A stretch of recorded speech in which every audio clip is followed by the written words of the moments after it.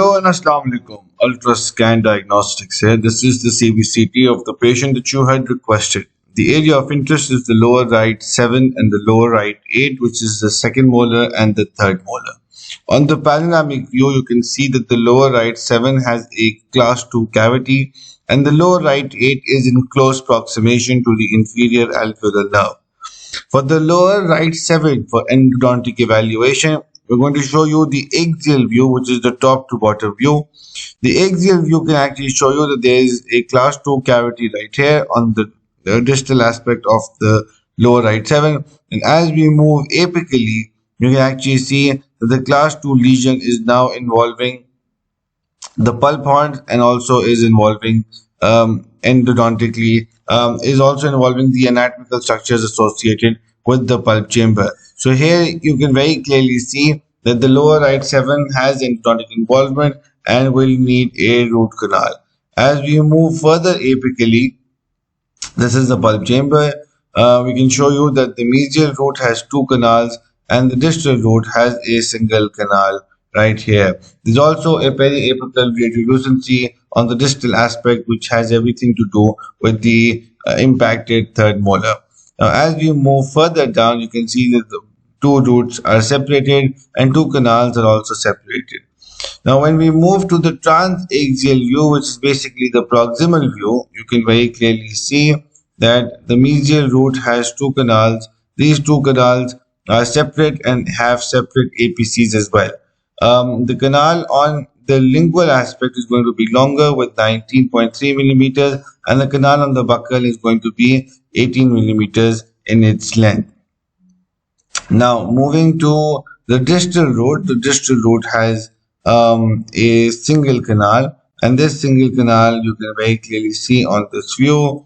One single wide canal, and it is very closely associated with the inferior alveolar nerves. This distal canal will have a 19.5 millimeter working length as well, and we will only have a approximately 1.9 millimeter extension into the inferior alveolar canal. So extrusion of endodontic material should absolutely be avoided because that has a risk for damaging the inferior alveolar nerve canal. Now moving to the lower right 8, this lower right 8 is, as you can see, is mesioangular impaction. The crown portion is outside the ramus, has thick cortical bone on the buccal aspect and also has a thick cortical bone on the lingual aspect. The inferior alveolar nerve is placed inferiorly initially. Now this is the inferior alveolar nerve. We've got in the crown structure with the crown and the root meet, we've got a 2 millimeter distance between the inferior alveolar nerve canal. As we move further to the right, something that is all very astonishing is the fact that this radiolucency in the tooth, and this radiolucency is definitely alarming.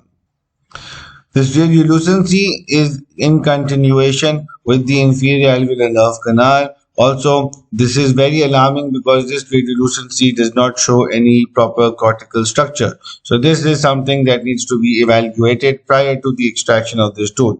As we move further into the ramus, we see the trabecular pattern of the mandible is not very visible. We've got a very wide inferior alveolar canal. And even though this inferior alveolar canal is not in direct association with the nerve, it is placed much more inferiorly. But at this point, you can see that the inferior alveolar canal and the tooth are completely joined together. It's not intermingling. The extraction will not result in damage. But if the tooth is luxated from the mesial aspect, there is a tendency that the apex is going to move towards or move into the canal and cause canal nerve damage and nerve paresthesia.